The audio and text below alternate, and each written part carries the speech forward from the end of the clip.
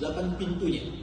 Di antaranya misalnya fiha babur rayyan la yadkhuluhu illa as-shaimun fa idza dakhaluhu ughliqa.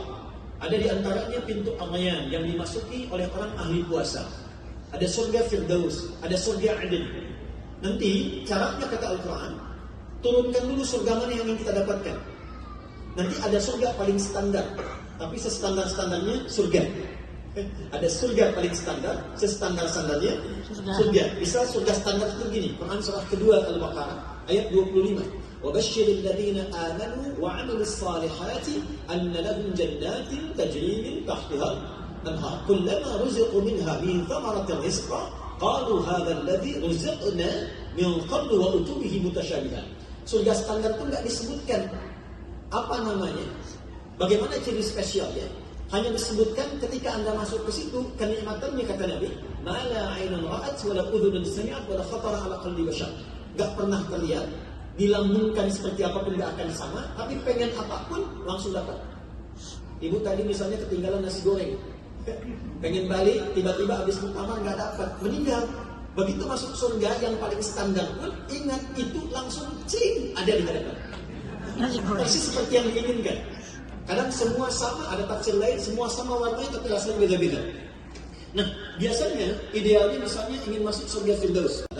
Allah menyampaikan, "Ya ayyuhalladzina amanu taqullaha wal tanzur nafsum ma qaddamat lighad." Hai semua orang yang menyatakan beriman, yakin kepada Allah, yakin bahwa akan berpulang, yakin ada surga dan neraka. Persiapkan dirimu untuk menyiapkan bekal pulang dengan bekal takwa namanya. Tapi caranya bikin kurikulum, kata Allah, wal tanzur nafsum ma qaddamat lighad. Qad yang dimaksud di situ adalah sampai akhirat. Jadi kalau Al-Quran memberikan kurikulum, cara pandangnya, tarik dari harapan yang paling tinggi dulu. Kalau sekarang ada orang ingin jadi dokter, dokternya di mana, kampusnya di mana, usia sekarang berapa, urutkan sampai ke sekarang, di usia 12 tahun ingin jadi dokter, di usia 18 tahun misalnya, maka urutkan step apa saja yang harus dilalui. Maka Quran membalik, anak sholat supaya pahala mengalir bagi orang tua. Kata Allah, saya akan perintahkan malaikat catat itu untuk mewujudkan harapan yang dimaksudkan. Kullu imri'in bima kasaba rahim, tapi itu pilihan kata Allah. Anda pilih saya kabulkan, Anda abai itu resiko yang akan ditanggung. Saya tutup Quran surah ke-13 ayat 23 sampai dengan 24. Jannatu 'adnin yadkhulunaha wa man salaha min abaihim wa azwajihim wa dhurriyyatihim wal malaikatu yadkhuluna 'alaihim min kulli bab salamun 'alaikum bima sabartum fa ni'ma 'uqbad dar. Ada satu keluarga hebat yang diparadekan oleh Allah di depan pintu surga, di semua pintu surga, dan malaikat diperintahkan untuk menyambut mereka dan mengucapkan tahniah kepada mereka. Anak ini bisa menggandeng bapak ibunya, membawa semua anggota keluarganya sampai lewat di setiap pintu surga. Para malaikat mengatakan selamat, salamun alaikum bima sabartum. Selamat karena Anda sabar dunia. Mohon sabar, mohon sabar, mohon sabar. Jangan pernah menilai kecil keberadaan Anda di Amerika. Mungkin disinilah tempat yang bisa mengantarkan Anda untuk mendapatkan rahmat Allah yang Allah janjikan itu. Kalau sudah disampaikan ke sini belum mampu mewujudkan itu, ke dunia mana lagi Anda harus ditampilkan? Fa ni'ma uqbad dar. Saya akhiri, semoga tempat terindah ini menjadi obat yang menyenangkan, menjadi tempat yang meneduhkan dari hasil perjuangan yang telah Allah ditenun selama di dunia. Allah Ta'ala a'lam bis-shawab. Assalamualaikum warahmatullahi wabarakatuh. Saya ada seorang ibu dengan 4 orang anak yang masih kecil-kecil. Mohon maaf seringkali anak saya tidak sering datang kemari, dan saya rasa Masya Allah sebuah kenikmatan yang luar biasa. Sebelum itu saya sering mendapatkan pertanyaan dari berbagai macam orang. Ketika mereka bertanya, oh anak saya sakit, anak saya seperti ini, seperti itu. Biasanya ketika mendapatkan pertanyaan-pertanyaan seperti itu, saya akan menjawab normatif saja. Artinya bahwa di dalam Quran pembahasannya begini Bu, kalau dalam kisah ada Nabi yang juga mengalami sakit, penanganannya seperti ini, dalam hadis seperti ini. Jadi saya merasa Allah SWT sangat sayang kepada saya, untuk saya bisa memahami perasaan setiap ibu-ibu yang mengalami hal-hal seperti itu dengan cara Allah kasih itu untuk saya.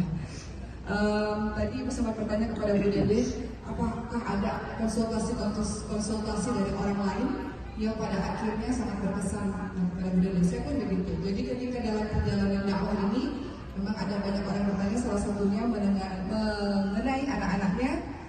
anak-anak yang Allah karuniai, anak-anak yang sakit atau anak-anak yang berkebutuhan khusus dan sebagainya, dan bagaimana agar caranya sabar dan sebagainya.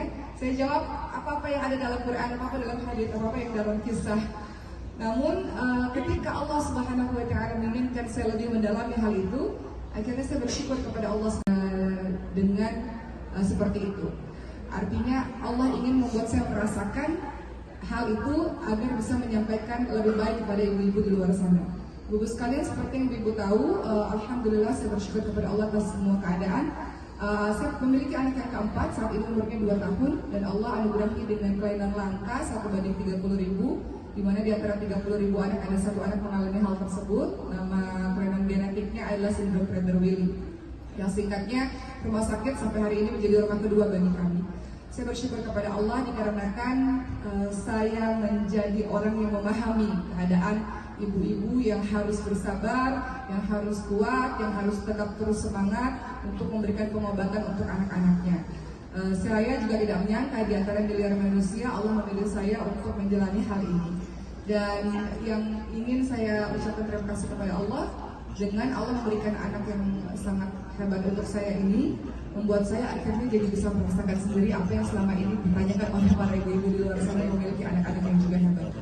Jadi ibu-ibu sekalian, kadang-kadang banyak jemaah yang bertanya dalam hati, saya berada dalam dunia dakwah ini, sebenarnya apa yang kita ucapkan adalah nasihat untuk diri kita pribadi sebetulnya. Kenapa akhirnya saya mengatakan bahwa saya tidak akan pernah berhenti insya Allah dalam dakwah atau dalam mengajar ini?